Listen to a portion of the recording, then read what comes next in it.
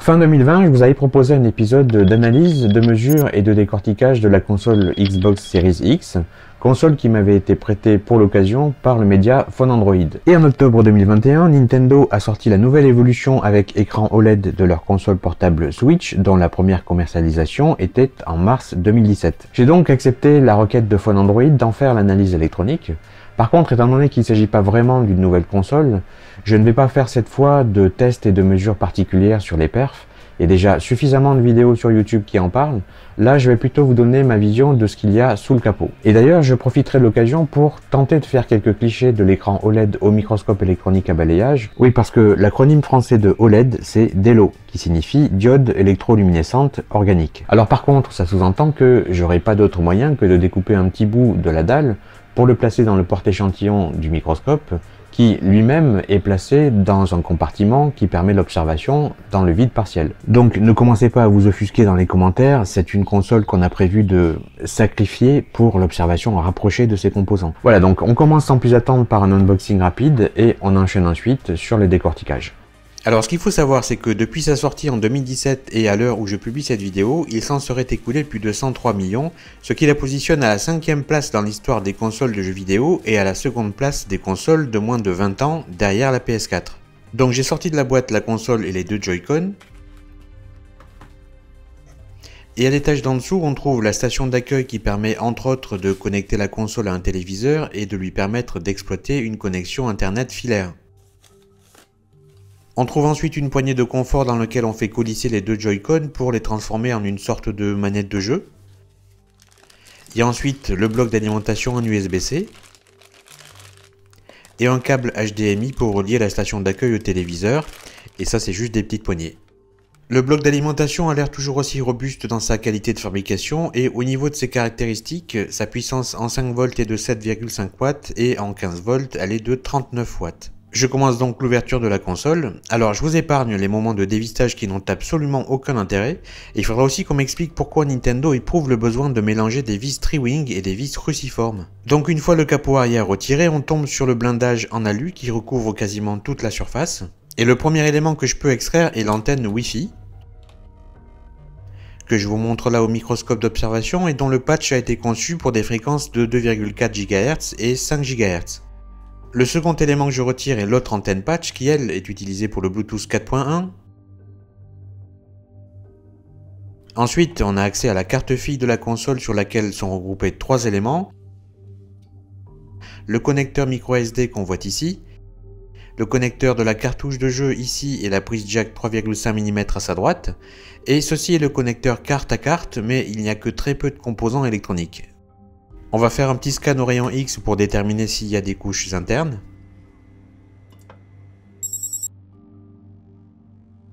Alors, cette radiographie numérique nous montre qu'il n'y a aucune couche de cuivre interne, c'est donc un simple circuit imprimé double face.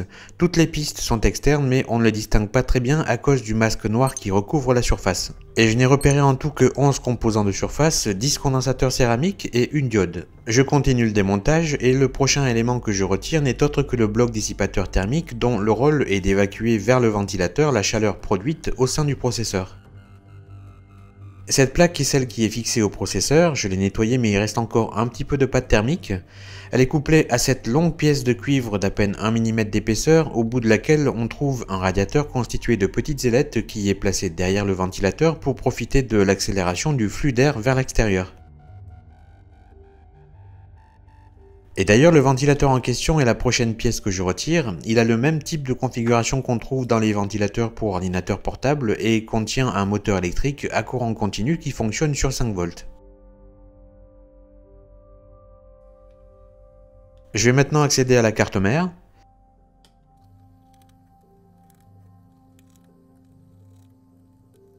Il y a pas moins de 5 nappes flexibles et 3 connecteurs filaires à déconnecter avant de pouvoir la sortir.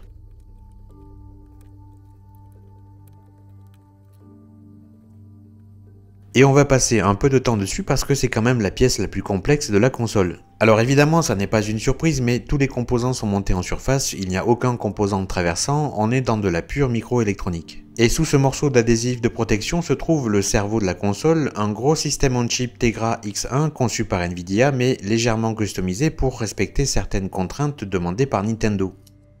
Je retire le surplus de pâte thermique avec de l'alcool isopropylique et je finirai de le nettoyer après avoir retiré le blindage. D'ailleurs, je peux maintenant retirer le couvercle de chaque module blindé, ici la puce radio. Pour le module principal, c'est un peu plus délicat parce que le couvercle est soudé sur quelques points, donc j'ai un peu l'impression d'ouvrir une boîte de sardines. Et on découvre les deux boîtiers contenant la mémoire SDRAM en DDR4. On passe sur l'autre face du circuit imprimé et sous ce troisième petit blindage se trouve le SSD flash de 64 Go.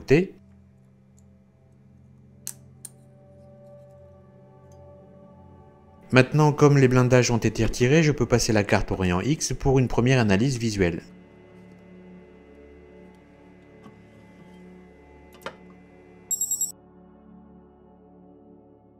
Alors, il faut savoir qu'avec ce type de radiographie, il est impossible de connaître avec certitude le nombre de couches internes qui se trouvent dans un circuit imprimé si ce nombre est important, parce qu'elles sont forcément superposées, donc on peut se faire qu'une estimation de la densité. Et de ce que je vois là, il me semble qu'il y en a beaucoup, au moins 6, peut-être même plus, ça n'est pas très étonnant vu le nombre de circuits intégrés qu'elles comportent, il faut bien que le routage de toutes leurs pistes se fasse sur plusieurs niveaux. Mais je ferai tout à l'heure une découpe nette en bordure de la carte pour que toutes les pistes internes puissent être révélées. En tout cas, pour ce qui est de la confection de cette micro-électronique, il n'y a pas à dire, elle est de très bonne qualité, on sent bien toute la maîtrise des ingénieurs de Nintendo en la matière.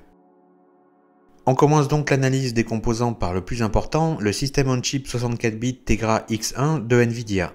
Gravé en 20 nanomètres, il dispose d'un CPU de 4 cœurs ARM Cortex A57 cadencé à 1,9 GHz et d'un GPU architecturé Maxwell de 256 cœurs CUDA cadencé à 1 GHz. Tout ça donnant 512 gigaflops en 32 bits flottants et 1 teraflop en 16 bits flottants. Il est aussi capable de compression-décompression hardware MP4 HEVC et VP9 et sa consommation moyenne tourne autour de 8 watts. Et voici l'ensemble de ces précieux condensateurs de découplage très importants pour lui garantir un courant propre et qui se trouve juste au-dessous de lui de l'autre côté du circuit imprimé. Aucun chiffre n'a réellement filtré de la part de Nvidia concernant le nombre de transistors qu'il contient, mais je l'estime autour de 5 milliards. Alors, il date de 2015, donc aujourd'hui il est très largement dépassé en termes de performance, y compris au sein même de la famille Tegra. Donc, si jamais Nintendo venait à faire une grosse mise à jour de leur console, ou une Switch 2 par exemple, j'espère qu'ils franchiront au moins le pas pour aller vers du X2, voire du Xavier, parce que sinon, pour les joueurs, ça sera vraiment du foutage de gueule.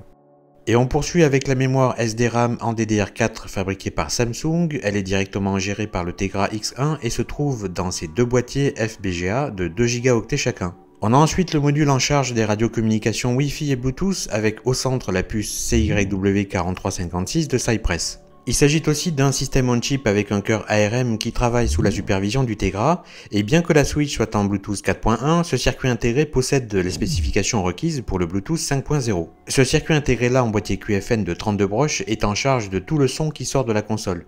C'est un convertisseur numérique vers analogique qui travaille avec le Tegra via son interface I2C et qui dispose aussi de son propre système de gestion de la lime ainsi que d'un ampli analogique pour piloter les haut-parleurs.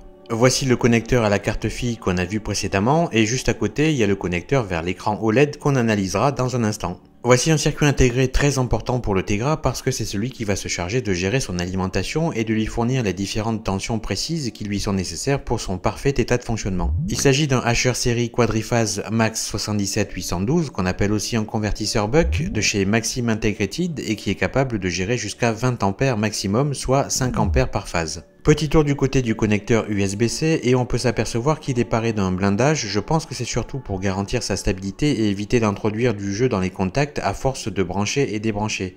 Et ça c'est plutôt un très bon point. Et puisqu'on est autour du port USB-C, voici le circuit intégré en boîtier UQFN de 40 broches chargé de contrôler la distribution de puissance électrique qui passe par ce port, aussi bien en entrée qu'en sortie. C'est un BM92T36 de chez ROM. Tout ce bloc de composants avec ce circuit intégré BQ24193 de chez Texas Instruments correspond au BMS, c'est-à-dire le système qui permet le contrôle et la charge de la batterie à une seule cellule, avec un rendement de 90% à 4 A. Ce circuit utilise une interface I2C pour communiquer avec le Tegra et on le retrouve dans pas mal d'autres appareils portables. Et ce tout petit module-là est constitué entre autres ici d'un circuit intégré MAX 17050 et ici d'un thermistor et qui forme une jauge très précise qui renseignera le BMS sur l'état de santé de la batterie selon un certain nombre de critères. Et s'il y a pas mal de paires différentielles qui passent par ce circuit, c'est parce qu'on a affaire à un commutateur matriciel bidirectionnel 6x4 dont la tâche est de commuter à très grande vitesse les signaux USB 3 et les signaux vidéo DisplayPort à travers le port USB-C. Parce que oui, la Switch utilise en natif du DisplayPort en sortie vidéo. Beaucoup de courant continu passe par ce circuit Maxim 77620H qui a aussi la tâche de réguler pas mal de tensions comprises entre moins 0,3 volts et plus 30 volts. On est tout simplement en face du bloc de composants qui assure globalement la fonction d'alimentation à découpage pour la plupart des circuits intégrés présents sur cette carte, à l'exception du Tegra. Et soudé à la carte mère, donc totalement impossible à upgrader, voici le SSD de 64 Go fabriqué par SK Hynix pour le stockage interne et qui contient le système d'exploitation, les jeux téléchargés, les sauvegardes, les profils joueurs, etc. Ce composant a quand même évolué par rapport à la première console qui ne disposait que de 32 Go. Mais il ne servira à rien sans son contrôleur, que voici, et dont je n'ai trouvé aucun datasheet parce que sa référence est probablement tenue secrète. Et si vous n'avez jamais su à quoi ressemble un accéléromètre 3 axes combiné à un gyroscope 3 axes, c'est maintenant chose faite.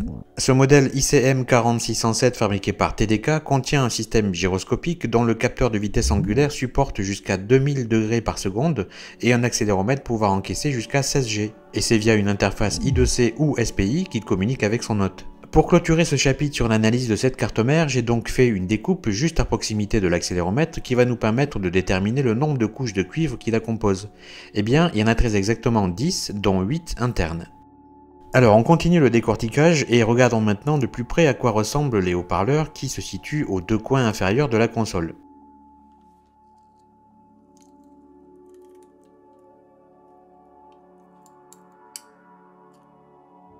Ils sont de confection fermée et il est bien entendu normal que ma pince soit aimantée, c'est plutôt l'effet inverse qui m'aurait surpris. Et à l'intérieur on trouve nécessairement une bobine mobile qui fait office d'électroaimant, la membrane vibrante que l'on voit au fond à plat, et l'aimant permanent qui, comme vous le voyez, est relativement puissant.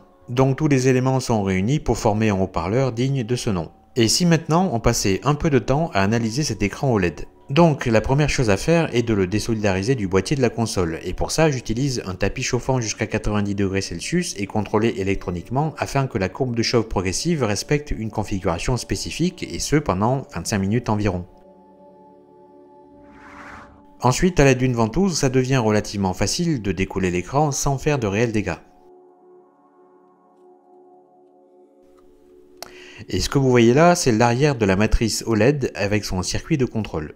Alors la résolution de cet écran est de 1280 par 720 pixels, ça nous donne 921 600 pixels. Si on multiplie ça par les trois composantes RVB, ça nous donne 2 764 800 diodes électroluminescentes organiques. Alors qu'est-ce que c'est qu'une diode électroluminescente organique?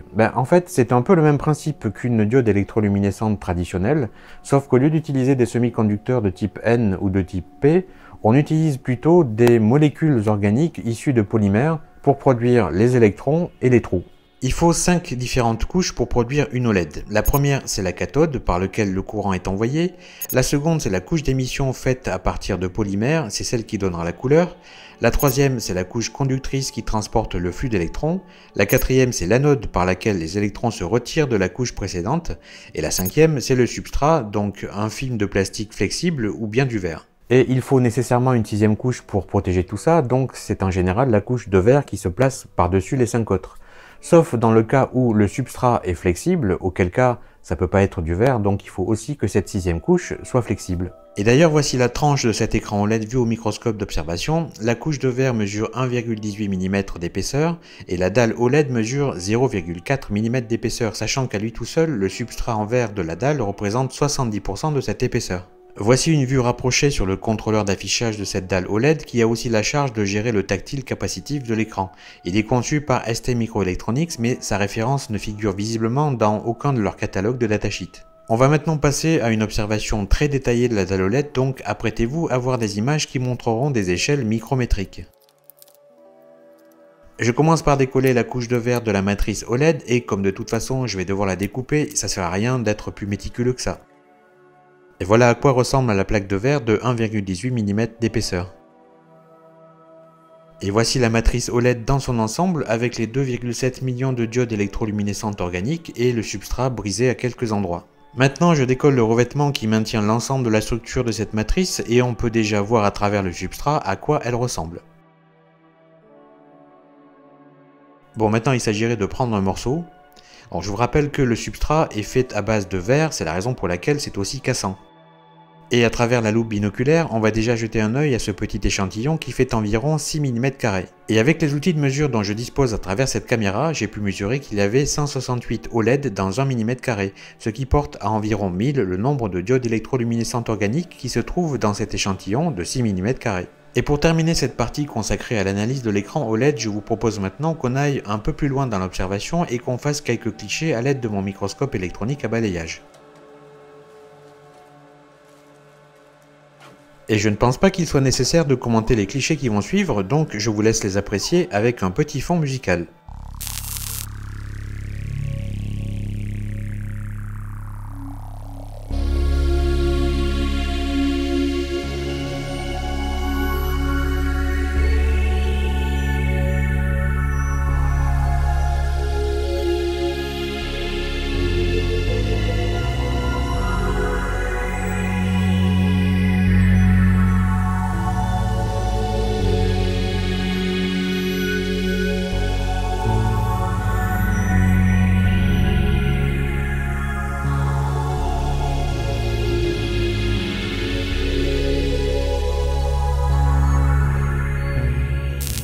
Et il nous reste encore un dernier élément analysé provenant du corps de la console, il s'agit de la batterie lithium-ion. Elle est donc en mesure de fournir 4310 mAh, sa tension nominale est de 3,7 volts et sa tension de recharge est de 4,2 volts, jusque là rien de bien foufou.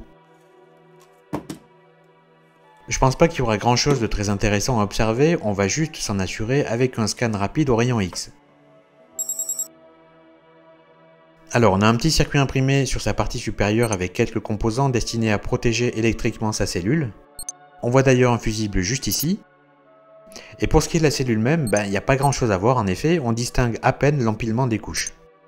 Et avant de passer à la suite, je voulais partager avec vous un schéma de principe simplifié de cette console que j'ai établi après une succincte rétro-ingénierie de ses composants et qui vous donne une idée de comment s'architecture le système.